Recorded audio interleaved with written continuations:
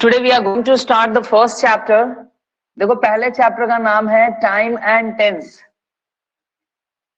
सबसे पहले समझोगे कि जो चैप्टर हम लोग पहले सिर्फ टेंस के नाम से पढ़ते थे, उसमें ये कॉन्सेप्ट कैसे ऐड हो गया कि वो टेंस नहीं रह करके क्या बन गया, टाइम एंड टेंस। अब अगर हम टाइम एंड टेंस की बात करें तो सबसे पहले समझोगे टेंस कहते किसको है।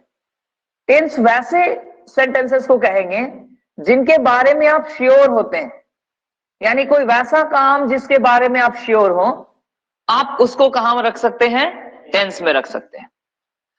तो इस श्योरिटी के आधार पे अगर आप गौर करें तो आप प्रेजेंट के बारे में श्योर हैं, हाँ या ना। प्रेजेंट में हमारे साथ जो भी घटनाएं हो रही उनके बारे में हम लोग क्या है, श्योर हैं। और जब हम लोग प्रेजेंट के बारे में श्योर हैं तो प्रेजेंट को हम लोग कहां रखते हैं, टेंस में रखते हैं। क्या यही बात हम लोग पास्ट के बारे में बोल सकते हैं? पास्ट के बारे में श्योर है हम लोग?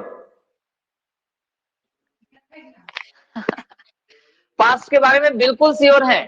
पास्ट वही घटनाएं हैं जो हमारे साथ प्रेजेंट में हो चुकी। कोई भी एक ऐसी घटना सोचो, कोई भी एक ऐसी घटना सोचो जो सिर्फ और सिर्फ पास्ट में हुई हो, प्रेजेंट में ना हुई हो, ऐसी घटना नहीं मिले। क्यों? क्योंकि किसी भी बात को जो डिसाइड करने वाला है कि ये पास्ट है, वो कौन है, प्रेजेंट। प्रेजेंट से ही पास्ट डिसाइड होता है, प्रेजेंट से ही फ्यूचर डिसाइड होता है। हम लोग क्या बोलते हैं, अभी के पहले वाला समय पास्ट और अभी के बाद वाला समय फ्यूचर। तो बिना प्रेजेंट के पास्ट का कोई अस्तित्व नहीं। तो पास्ट के भी हर एक्शन के बारे में हम लोग श्योर होते हैं। क्लियर है ये कॉन्सेप्ट? तो पास्ट भी हमारे लिए क्या हो गया, टेंस हो गया। क्या इसी बात को हम लोग फ्यूचर पे अप्लाई कर सकते हैं? इसी लॉजिक को फ्यूचर पे अप्लाई कर सकते हैं, मतलब फ्यूचर के एक्शन के बारे में श्योर है हम लोग। चलो, सबसे पहली बात समझ लो, फ्यूचर के एक्शन के बारे में हम लोग श्योर नहीं है। जो कुछ कुछ आपके मन में आ रहा है वो प्लानिंग है, और उसके लिए कुछ कंडीशंस है जो हम आपको अभी बताते हैं। अब देखो, टाइम क्या है, ध्यान देना। टाइम एक ऐसा कॉन्सेप्ट है जिसको हम लोग कभी चेंज नहीं कर सकते। मतलब कुछ बच्चों के मन में आ रहा होगा, सर बदल तो देंगे, घड़ी घुमा देंगे, टाइम बदल गया। भाई अगर तुम अभी 10 बजा दो तो तुम्हारे लिए 10 बजा, बाकी पूरी दुनिया के लिए 10 नहीं बच गया। तो टाइम एक ऐसा फैक्टर है जो कभी चेंज नहीं होता है। हम कह सकते हैं कि टाइम एक नॉन चेंजिंग फैक्टर है। ठीक उसी तरह से क्या हम लोग फ्यूचर को चेंज कर सकते हैं? फ्यूचर को तो चेंज कर सकते हो ना, ऐसे ही थोड़ी बाबा उबा आ जाते हैं मार्केट में, क्या आओ बेटा भविष्य बदले। यार भविष्य को नहीं बदल सकते हो, जिस चीज को जानते ही नहीं। अच्छा सोचो, अगर भविष्य बदल लेता इंसान तो दुनिया में किसी का एक्सीडेंट नहीं होता, दुनिया में किसी के यहां चोरी नहीं होती, कभी किसी का पर्स नहीं खोता। समझ रहे हो? मतलब आदमी प्री प्लान होता, पहले पता चल जाता कि कोविड आने वाला है तो चलो सारे इंटरनेशनल फ्लाइट्स को कैंसिल कर दिया जाता। तो कहने का मतलब हम फ्यूचर के बारे में श्योर नहीं हो सकते, फ्यूचर के बारे में श्योर नहीं हो सकते। और जब श्योर नहीं हो सकते तो उसको बदल भी नहीं सकते। कोई मुझे श्योर करके बता दे कि मैं आज यहां से अपने घर जाऊंगा तो मेरा बाइक खराब हो जाएगा, हम आज घर नहीं जाएंगे, हम यही रहेंगे, नहीं जाएंगे, नहीं खराब होगा। लेकिन कोई श्योर करके बता तो नहीं ना सकता है। तो फ्यूचर के बारे में श्योर नहीं होंगे तो उसको बदल भी नहीं पाएंगे। क्लियर है? तो फ्यूचर और टाइम का जो एंगल है वो बिल्कुल सेम है। आप फ्यूचर को भी चेंज नहीं कर सकते। बाबा लोग पे भरोसा नहीं करना, वो लोग अपना भविष्य खराब रहता है, ठीक है। तो आप फ्यूचर को कभी चेंज नहीं कर सकते हैं, इसी वजह से टाइम को भी कभी चेंज नहीं कर सकते। ठीक है, ना ही टाइम चेंज होगा ना ही फ्यूचर चेंज होगा। तो फ्यूचर को मॉडर्न ग्रामर में हम लोग किस आधार पे पढ़ते हैं, टाइम के आधार पे। देखो, फ्यूचर को टेंस नहीं कहा जा रहा है। क्यों नहीं कहा जा रहा है समझ लो, क्योंकि फ्यूचर के बारे में हम लोग श्योर नहीं होते। फ्यूचर को क्या कहा जा रहा है, टाइम। क्यों कहा जा रहा है समझ लो, क्योंकि फ्यूचर हो या टाइम हो, दोनों में से कोई भी बदलने वाला नहीं है। ठीक है, फ्यूचर को पढ़ना उतना ही जरूरी है जितना पढ़ना जरूरी है प्रेजेंट और पास्ट को। ऐसा मत सोचना कि अब फ्यूचर टेंस नहीं है मतलब नहीं पढ़ेंगे, पढ़ना उतना ही जरूरी है। ठीक है, बस टेंस के नाम से नहीं पढ़ के किस नाम से पढ़ेंगे, टाइम के नाम से। अब ध्यान देना, हम यहां पे लिख रहे हैं present, then we have past, along with this we write future। जब आप प्रेजेंट, पास्ट और फ्यूचर की बात करते हैं तो इनको कुछ फर्दर डिविजन्स में बांटा गया। ध्यान दीजिएगा, 3 मेन डिविजन्स हैं, इन तीनों को ध्यान रखिए। इनको बांटा जाएगा सिंपल नाम के साथ, इनको बांटा जाएगा कंटिन्यूअस नाम के साथ, और इनको बांटा जाएगा परफेक्ट नाम के साथ। ठीक है, सिंपल, कंटिन्यूअस और परफेक्ट। एक चौथा आपको याद होगा, परफेक्ट कंटिन्यूअस छोड़ दो, वो इन्हीं दोनों से बनेगा। तो सिंपल की अगर हम बात करें, देखो सबसे पहले समझो कि ये तीनों है क्या। इनको हम लोग कहते हैं इवेंट्स। क्या कहते हैं, इवेंट्स। इवेंट्स यानी घटना। अगर ग्रामर की भाषा में सीखो तो इनको हम लोग कहते हैं वैरायटी ऑफ एक्शंस। मतलब एक्शन यानी जो अलग अलग काम है उनकी वैरायटी है, ये अलग अलग काम है ना। सिंपल कोई काम साधारण होता है, कंटिन्यूअस कोई काम लगातार होता है, परफेक्ट कोई काम कंप्लीट हो जाता है। ठीक, इन सबको बताने की जिम्मेदारी, इन सबको बताने की जिम्मेदारी मेन वर्ब की है। किसकी है, मेन वर्ब कौन होता है मेन वर्ब ऑक्सिलरी वर्ब होता है।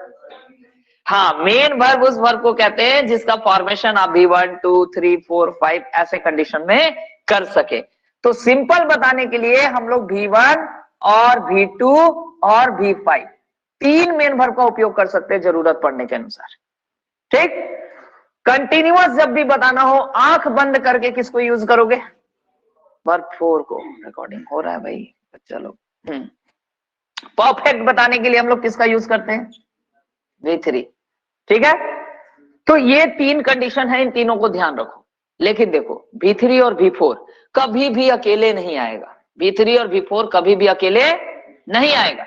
V4 के साथ आपको इज, एम, आर, वॉज और वेयर का यूज करना होगा। देखो जरूरत पड़ने पे यही is, am, are, was, were कभी बी बन जाएगा और कभी विन बन जाएगा जरूरत पड़ने पे। हम बताएंगे जरूरत कैसे पड़ेगा। ठीक, परफेक्ट बताने के लिए V3 आएगा, लेकिन वो V3 भी अकेले नहीं आएगा। उस V3 के साथ हम लोग क्या यूज करेंगे, हैज, हैव और हैड। ठीक है, ये कंडीशन है। तो इतना अगर आप ध्यान रखते हैं तो इसके अलावा एक छोटी बात और ध्यान रखेंगे, ये हम लोग जानते हैं, इसके बावजूद भी ध्यान रख लें। जैसे हम लोगों को कभी बताना होगा टेंस, हम लोगों को कभी बताना होगा सिचुएशन, या फिर प्रोबेबिलिटी यानी संभावना। एग्जाम्पल देके समझाते हैं। Probability, it should be LITY। And finally we have to discuss events या वैरायटी ऑफ एक्शन, जो मैंने वहां लिखा है। सबको बताने की जिम्मेदारी दी गई है। अगर आप टेंस बताना चाहते हैं, टेंस प्रेजेंट और पास्ट, तो बताने की जिम्मेदारी किसके पास है, is, am, are, has, have, do, does present बताया, was, were, had, did past बताया। तो ये बताने की जिम्मेदारी किसके पास है, प्राइमरी ऑक्सिलरी के पास, प्राइमरी ऑक्सिलरी के पास। सिचुएशन कैसा है, क्या मैं अंदर आ सकता हूं सर, तो सिचुएशन परमिशन का है, मैं लगा देते हैं, मैं आई कम इन।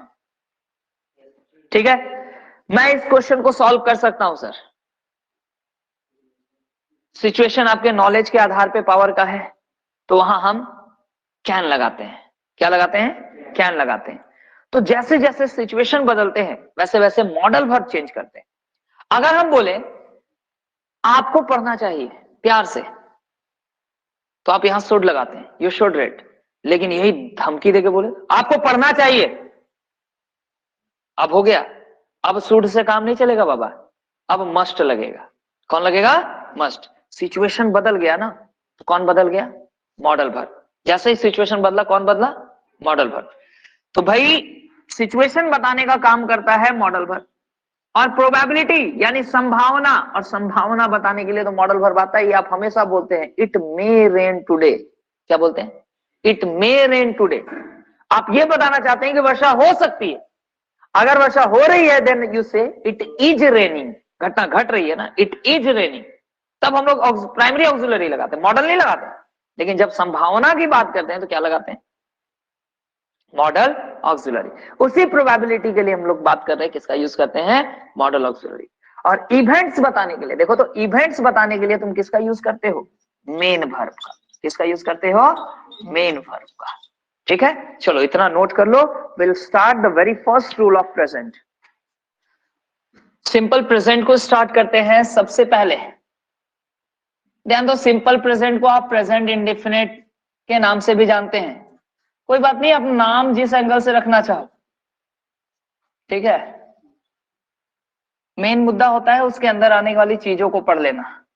तो सबसे पहला जो रूल हम लोग बनाएंगे सिंपल प्रेजेंट का, that rule will be affirmative rule.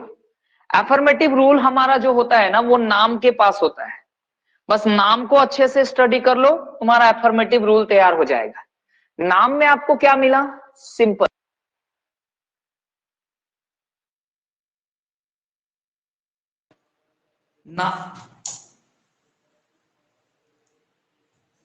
नाम में आपको मिला होगा सिंपल, और सिंपल बताने के लिए हम लोग V1, 2 और 5 का यूज करते हैं। के लिए V1, 2 और 5 का यूज करते हैं। V1, 2 और 5 में से यहां प्रेजेंट बताना है। क्या बताना है? और आपको अच्छी तरह से पता है प्रेजेंट बताने के लिए V2 नहीं आता है, तो बचा V1 और V5। तो हम लोग V1 और V5 को यूज करते हैं सिंपल प्रेजेंट में। ठीक, जब आप इसका नेगेटिव बनाते हैं, ध्यान दीजिएगा, आपने बचपन से इसका नेगेटिव रटा है कि इसमें डूडा जाता है। क्यों आता है पूछ दिया जाए तो फिर टेंशन हो जाए, इसलिए ध्यान से समझिएगा, रटना नहीं हमको। आप यहां नेगेटिव में नॉट लगाना चाहते हैं, नेगेटिव में नॉट लगाना चाहते हैं, और नॉट लगाने के लिए हमारे पास एक सब्जेक्ट वाला ऑप्शन मिल रहा है और एक ऑब्जेक्ट के बाद तो लगाएंगे नहीं। तो बताओ किसके बाद लगाए? वर्ब के बाद लगाएंगे तो हमारा सेंटेंस होगा आई गो नॉट। कैसा बोलते हैं आप? I go not, he goes not. नहीं, मतलब नॉट गलत जगह बैठ रहा है भाई। वर्ब के पहले लगा देते आई नॉट गो। ठीक है, सुनो, मैंने आपको खुद पढ़ाया 1 into 6 ऑक्सिलरी वर्ब के यूज में, कि जब आप नेगेटिव बनाते हैं तो आप नॉट लगाते हैं। कहां? ऑक्सिलरी वर्ब के बाद। ऑक्सिलरी वर्ब के बाद। Do we have any auxiliary in this sentence? कोई ऑक्सिलरी है यहां? नहीं, तो फिर नॉट कैसे लगा रहे हो? नहीं लगा पाओगे नॉट। अगर नॉट लगाना चाहते हो तो पहले ऑक्सिलरी दे लो। चलो फिर ऑक्सिलरी देते, हमको तो नॉट लगाना है ना भाई, तो ऑक्सिलरी देना पड़ेगा। बिना ऑक्सिलरी दिए नॉट की चिंता भी नहीं करना, फिर सोचना भी नहीं उसके बारे में। आप ऑक्सिलरी देने की बात करते हैं, तो ऑक्सिलरी दो तरह के होते हैं, एक होता है प्राइमरी और दूसरा होता है मॉडल। प्राइमरी और मॉडल। अब बताओ यहां किसके किसके पास जाना है? यहां मदद मांगना है यहां के लिए, तो किसके पास चला जाए, प्राइमरी या मॉडल? प्राइमरी वाले के पास जाना होगा, मॉडल के पास नहीं जाना होगा। सुनो क्यों। हम लोग यहां पे टेंस देख रहे हैं, हाँ या ना? प्रेजेंट क्या है? टेंस। और अभी थोड़ी देर पहले मैंने यहां बॉक्स में बताया था कि टेंस बताने की जिम्मेदारी किसकी है? प्राइमरी ऑक्सिलरी की। अब प्राइमरी वाले के पास जैसे ही जाओगे वहां दो चीजें मिलेंगी, एक मिलेगा प्रेजेंट और एक मिलेगा पास्ट। तो बताओ किधर चले? किधर चलना है, प्रेजेंट की ओर या पास्ट की ओर? प्रेजेंट की ओर, क्योंकि हम रूल प्रेजेंट का बना रहे हैं ना। प्रेजेंट में सबसे पहले मिला is am are. Is am are, बोले भाई चलो प्रेजेंट में मदद चाहिए, ले आए इज एम आर को। इज एम आर रुकेगा क्या? समझ तो गए आप, क्यों नहीं रुकेगा बताओ फिर। इज एम आर को अपने बाद V4 चाहिए। क्या यहां भरपूर है? नहीं, भरपूर नहीं है। तो इज एम आर बोला भले ही ये प्रेजेंट क्यों ना हो, हम यहां नहीं रह सकते। फिर हम दूसरी बार मदद मांगने गए हैजैब के पास। हैजैब के पास जैसे ही मदद मांगने गए, हैजैब बोला चल भाई प्रेजेंट है, बिल्कुल मदद करेंगे। जैसे ही हैजैब आया वो भी धोखा दे दिया। क्यों? V3 नहीं मिल रहा उसको। अब हम लोग गए डूडच के दरवाजे, बोले भाई तुम मना मत कर, तुम मना किए तो रूल बनने वाला नहीं। तो भी चढ़ गया 7वें आसमान पे, बोला हम नहीं जाएंगे, अगर हमको लेके जाना है तो एक काम करो, थोड़ा घूस लगेगा। ये घूस क्या है भाई? बोला V1 चाहिए हमको। क्या चाहिए? मतलब डू डज डिड के बारे में समझ लेना, ये लोग एकदम घुसखोर आदमी लोग हैं। इन लोग एकदम V1 चाहिए तो चाहिए, बिना V1 के लोग काम नहीं करेगा। ठीक, तो डूडज को बोले चल भाई, प्रेजेंट का जितना भी हथियार था सब ध्वस्त हो गया, बस तुम ही बचे हो। यहां हम लोग ले आते हैं डू और डज को। तो हम लोग डूडज को लाए हैं, लेकिन उसकी बात पे ध्यान रखेंगे। डूडज दे दिया हमने, डूडज के साथ डूडज क्यों लाए? नॉट लगाने के लिए ना। तो सबसे पहले नॉट को बैठा लो भाई। अब डूडज बोला यार मेरी वाली बात भी याद करो कि हमको V1 चाहिए। तो देखो इन दोनों में से आप हमेशा किसको लिखते हैं? यानी डू डज लग जाने के बाद कभी वर्ब 5 नहीं लिखते हम लोग, ये याद रखना। डू या डज लगने के बाद कभी वर्ब 5 नहीं लिखते हैं। अब आप बनाना चाहते हैं क्वेश्चन, तो क्वेश्चन बनाने के लिए क्या करते हैं? नॉट को सब्जेक्ट से पहले करते हैं, तो वर्ब को पहले करते हैं। यही पढ़ा है 2 दिन में, हम मारेंगे ना। अरे ऑक्सिलरी वर्ब को सब्जेक्ट के पहले करते हैं, ऑक्सिलरी वर्ब को सब्जेक्ट से पहले करते हैं, सेंटेंस क्या बन जाएगा? क्वेश्चन बन जाएगा। अगर नॉट की आवश्यकता होगी तो यहां दे लोगे, नहीं होगी तो मत देना, क्योंकि आपको अच्छी तरह से पता है जो सेंटेंस क्वेश्चन होता है उसमें नॉट कहां लगाते हैं? सब्जेक्ट के बाद। अब आप चाहे तो WH क्वेश्चन बना सकते हैं ना, व्हाट व्हाई व्हेन वेयर वाला। तो उसमें क्या करना है? सबसे पहले आपको जोड़ देना है क्वेश्चन वर्ड, सबसे पहले क्वेश्चन वर्ड जोड़ देना है, फिर आपको दे देना है डू और सब्जेक्ट दीजिए। नॉट की आवश्यकता हो तो दे दीजिएगा। यहां आवश्यकता इसलिए बोल रहे बाबू, सेंटेंस में नहीं होगा तो देना, है ना। तो ये हमारे अलग अलग फॉर्म्स हैं सिंपल प्रेजेंट को यूज करने के। बचपन से लेके अभी तक 10th में 2 ही बातें सीखनी होती। सबसे पहला कि सिंपल प्रेजेंट का जो स्ट्रक्चर है वो क्या है, दूसरा कौन कौन से सेंटेंस इस स्ट्रक्चर को फॉलो करेंगे। तो बचपन में सिखा दिया गया भाई ताहे तीहे तेहे लगा रहे तो ये स्ट्रक्चर फॉलो कर ले। अब हमारे क्वेश्चन पेपर में उस वाले कॉन्सेप्ट का कहीं जरूरत नहीं।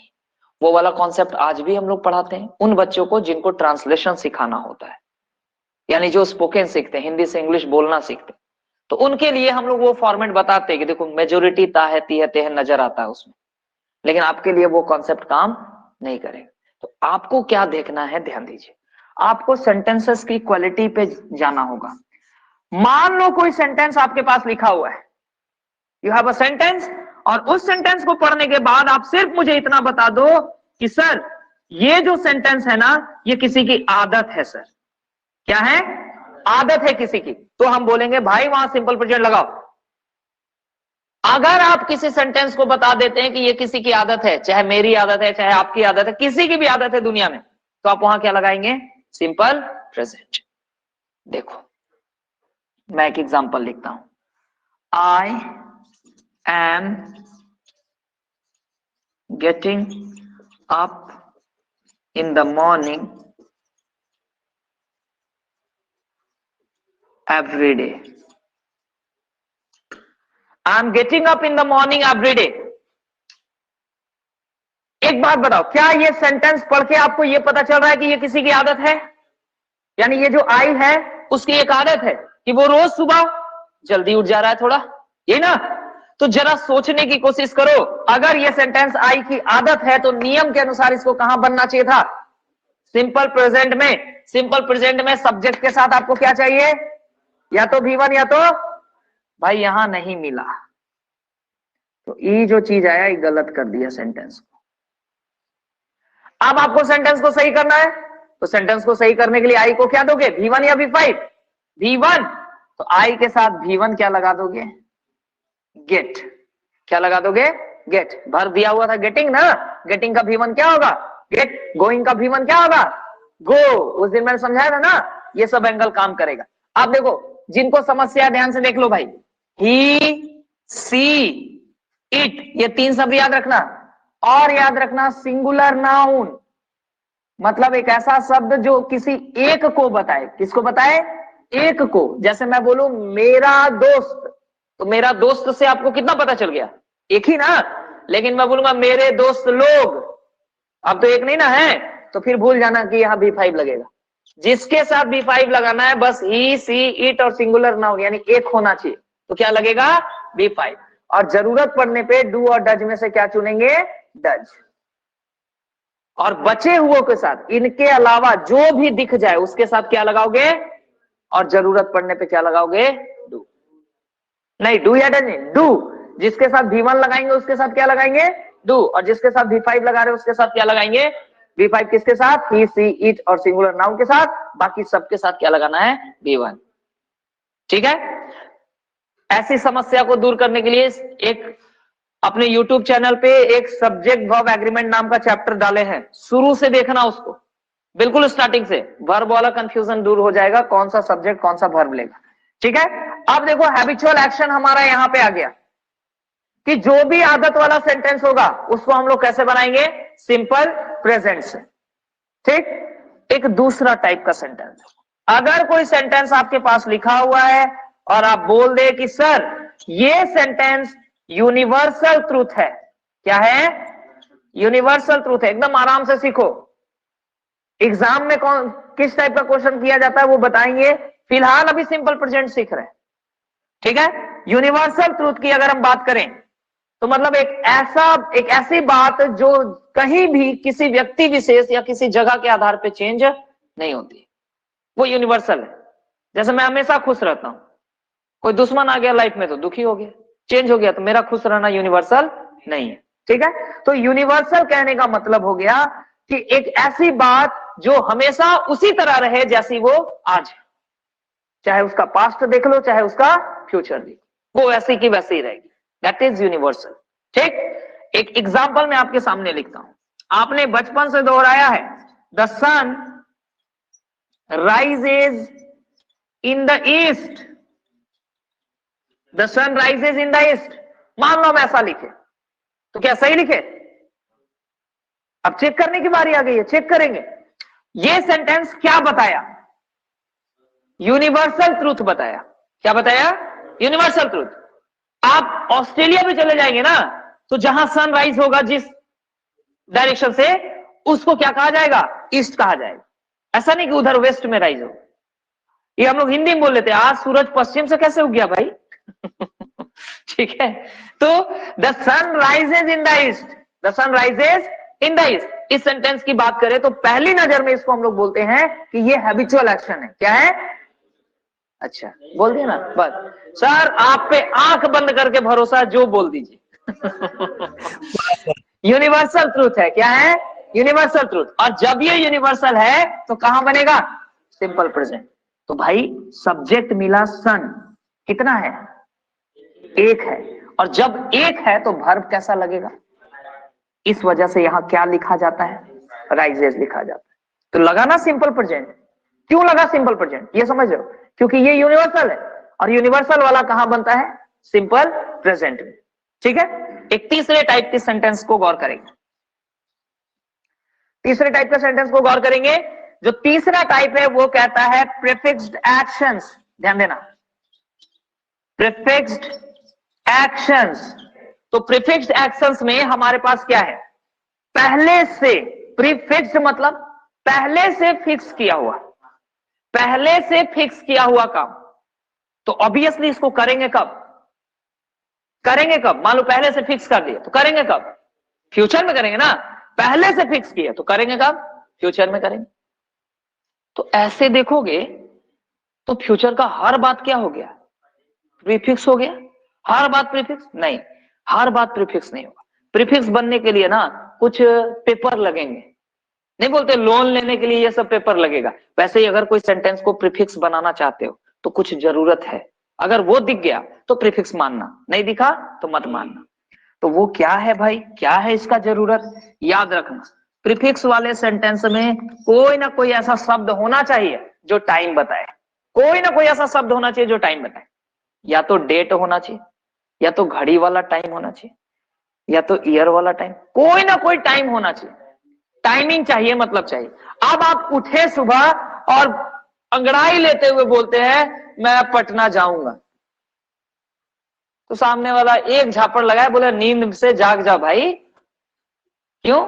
क्योंकि ये आपका प्रीफिक्स प्लान नहीं है। ऐसे तो हम रोज सुबह उठे तो कुछ कुछ बोलते रहेंगे नाप शनाप ठीक है। तो अगर आप इसको प्रीफिक्स बनाना चाहते हैं तो आप क्या करते हैं, रिजर्वेशन करवाते हैं। समझने की कोशिश करो, रिजर्वेशन करवाते हैं। रिजर्वेशन में एक डेट होती है, हाँ या ना? डेट होती है ना? कौन है? आप, हम, तुम। मॉर्निंग, हाँ सर, सर मैथ्स रीजनिंग की क्लास है इनकी। अच्छा, अभी थोड़ी देर बैठ जाइए, लेते हैं। प्रीफिक्स एक्शन में टाइम होना बहुत जरूरी है।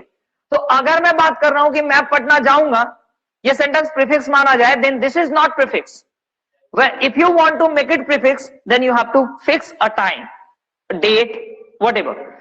जैसे मैं 20 जनवरी को पटना जाऊंगा, मैं कल पटना जाऊंगा, ठीक है। तो प्रीफिक्स तब बनेगा जब आप उसमें टाइम डालें, और जैसे ही आप टाइम डालेंगे वो बना प्रीफिक्स, और प्रीफिक्स जब बन गया तो आप उसको कहां बनाएंगे, सिंपल प्रेजेंट में। ध्यान से देखोगे, मैं एक सेंटेंस लिख रहा हूं, आई गो टू दिल्ली। अच्छा एक बात बताओ, आई गो टू दिल्ली का मतलब एक आम इंसान क्या समझेगा, मैं दिल्ली जाता हूं। ऐसा कोई है जो उठा और दिल्ली चला जाता है, फिर अगले दिन उठा और दिल्ली चला, ऐसा होगा? नहीं, ये किसी का आदत नहीं हो सकता है, ठीक है। तो अब अगर हम बात करें, I go to Delhi on 20th Jan। अब जरा ध्यान से देखना, ठीक है। आई गो टू दिल्ली का कोई भी मतलब प्रेजेंट में निकालेगा, क्योंकि आई के साथ V1 लगा हुआ है, तो कोई भी सोचेगा सिंपल प्रेजेंट है, ताहे तीहे में इसका एंगल ढूंढने की कोशिश करेगा। लेकिन जब वो आगे बढ़ेगा यहां, तो क्या मिला उसको, ऑन 20th जनवरी। तो भाई 20 जनवरी अभी मेरे, अभी के आधार पे मेरे लिए क्या है, फ्यूचर। अभी के आधार पे 20 जनवरी मेरे लिए क्या है, फ्यूचर। तो ये सेंटेंस अपना मीनिंग कभी प्रेजेंट में नहीं देगा, जब भी मीनिंग देगा क्या, कहां देगा, फ्यूचर में। तो हम इसको बोलेंगे हिंदी में, मैं 20 जनवरी को पटना जाऊंगा, लेकिन बनाए कहां, सिंपल प्रेजेंट। क्यों? क्योंकि ये क्या हो गया, प्रीफिक्स। क्यों हुआ प्रीफिक्स? क्योंकि टाइम डाल दिया। क्लियर है? तो जब टाइम डालोगे तो ही प्रीफिक्स होगा। अब चलिए एक अगले पॉइंट पे,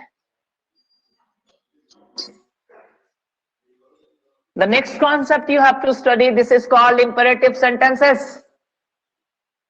इंपेरेटिव सेंटेंस की बात करें तो इंपेरेटिव सेंटेंस में सबसे पहले समझो, इंपेरेटिव सेंटेंस कहते हैं किसको, वैसे सेंटेंस जो ऑर्डर, कमांड, देखो आज हम सोच रहे थे कि रीजनिंग वाले सर लेट करें ताकि हम सिंपल प्रेजेंट कंप्लीट कर दे, हुआ, सोचा हुआ बात हुआ नहीं, इसीलिए उसको हम लोग टेंस नहीं बोलते हैं ऑर्डर, कमांड, रिक्वेस्ट, सजेशन और एडवाइस। लेकिन एक गलती किए हैं जो पिछले क्लास में लोग थे, वो आज एक गलती कर रहे हैं, जवाब गलत दे रहे हैं। रिवीजन में रहिए, जो भी चीज पढ़ा दे उसके रिवीजन में रहिए, जवाब चाहिए। अगर कोई सेंटेंस ऑर्डर, कमांड यानी आदेश को बताए, जैसे आप किसी को बोलते हैं ओए यहां आओ, तो क्या है, ऑर्डर हो गया, ठीक है। किसी को बोलते हैं भैया प्लीज ये वाला एड्रेस बता दीजिए ना, तो क्या हो गया, रिक्वेस्ट हो गया। तो जब आप कभी ऑर्डर, कमांड, रिक्वेस्ट, सजेशन या एडवाइस, और मोबाइल में टाइपिंग आजकल ज्यादा चलता है, टेक केयर, अपना केयर है नहीं लेकिन सामने वाले का पूरा टेक केयर, ठीक है। तो ये चीज ध्यान रखो, ऑर्डर, कमांड, रिक्वेस्ट, सजेशन और एडवाइस की अगर हम बात करें तो ऐसे सेंटेंसेस को नाम दे दिया गया क्या, इंपेरेटिव सेंटेंस। क्या नाम दिया गया बाबू, इंपेरेटिव सेंटेंस। और जब इंपेरेटिव सेंटेंस होगा ना तो भी कहां बनेगा, सिंपल प्रेजेंट। देखो हम कुछ एग्जांपल लिखते हैं जो आपको अच्छी तरह से पता है। आप किसी से पानी मांगते हैं तो क्या बोलते हैं, bring a glass of water, bring a glass of water. फिर किसी को बोलते हैं please give me your pen, please give me your pen. फिर किसी को बोलते हैं टेक मेडिसिन इन टाइम, यानी समय पे दवा लेने के लिए बोलते हैं ना। ध्यान दो, इंपेरेटिव सेंटेंस की बात करें, ऑर्डर, कमांड, रिक्वेस्ट, सजेशन और एडवाइस, तो सबसे पहले यहां ब्रिंग लगा हुआ है। ब्रिंग मतलब वर्ब वन, वर्ब टू होता है ब्रॉट, ठीक है। Please give me your pen. यहां पे देखो गिव लगा हुआ है, गिव क्या है? V1। Take medicine in time, यहां पे टेक लगा हुआ है, टेक क्या है? अब जरा एक बात ध्यान दीजिए, V1 आया ना, और V1 कौन से रूल में है? Simple present. लग गया ना सिंपल प्रेजेंट? और जब सिंपल प्रेजेंट लगा तो सवाल उठा, क्यों लगाए आप सिंपल प्रेजेंट? क्योंकि ये सेंटेंस इंपरेटिव है या नहीं?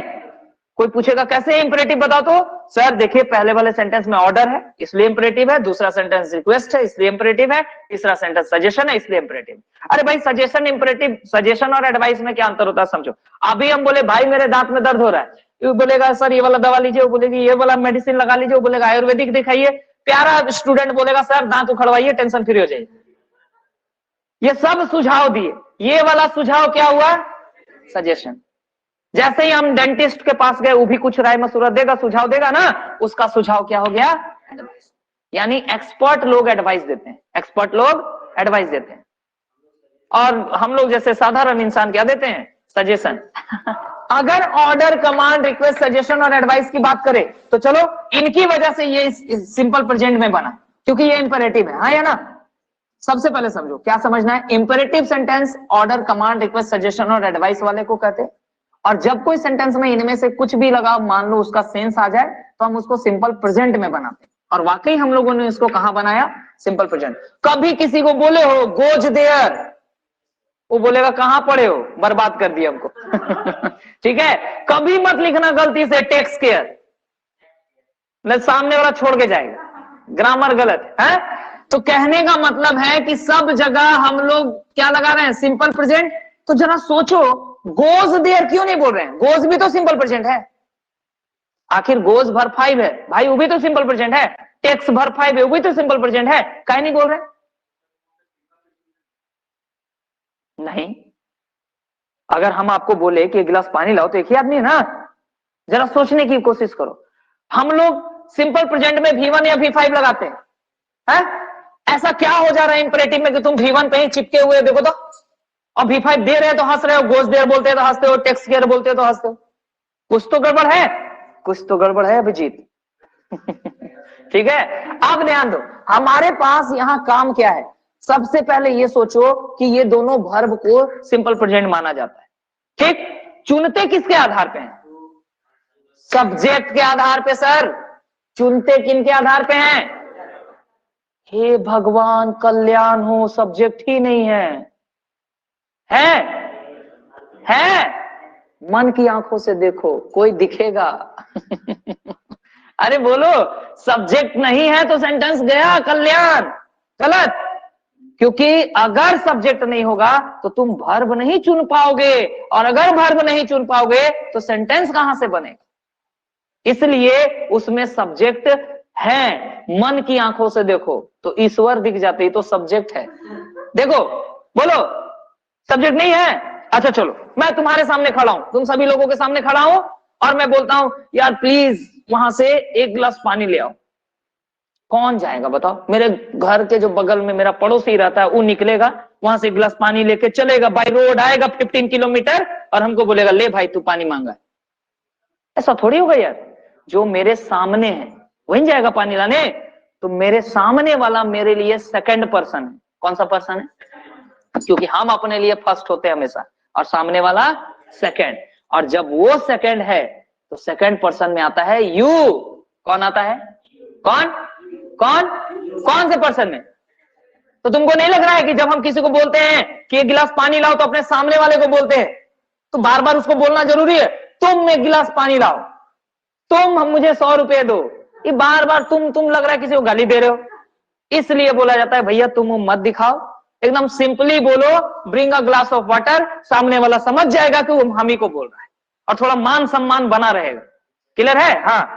अगर बोलते हैं प्लीज गिव मी 100 रुपीज या please give me your pen, तो हम अपने सामने वाले को ही बोलते हैं, तो उसका भी सब्जेक्ट यू है, और यू के साथ आप वर्ब 1 लगाते हैं या वर्ब 5।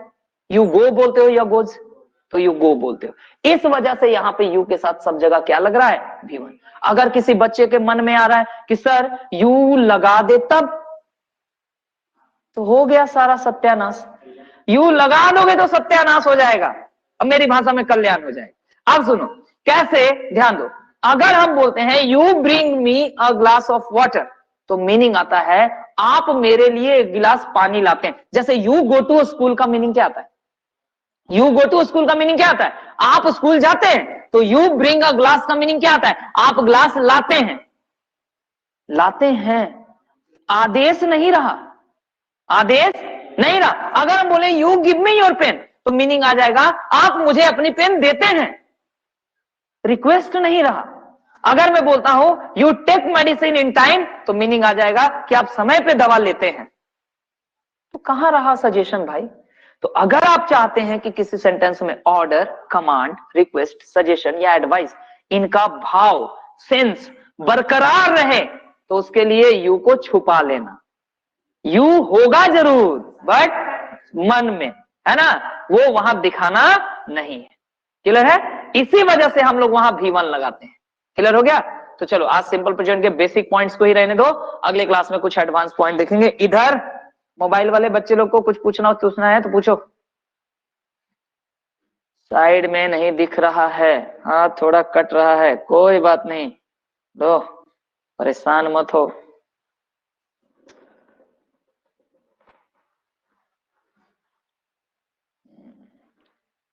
अगली बार ध्यान रखेंगे, थोड़ा कंसाइज करके लिखेंगे। और नहीं दिख रहा है तो क्या, हम लिखे हैं ना, जो बोले तो हैं।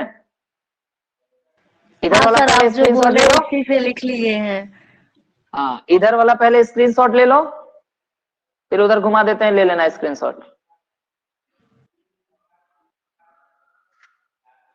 चलो अब उधर वाले का स्क्रीनशॉट ले लो, लो और बढ़िया से लो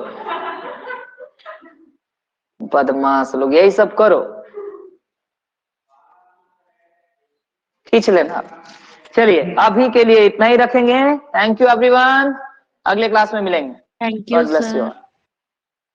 कल्याण।